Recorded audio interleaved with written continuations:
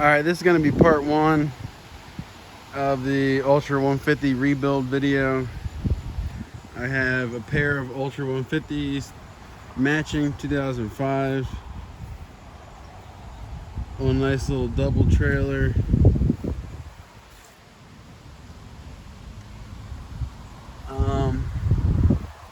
Don't know much about them.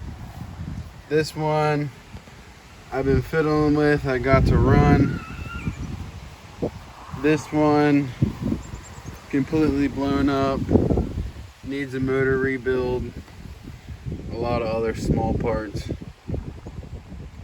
But this is going to be the video showcasing the engine rebuild, possible top end rebuild.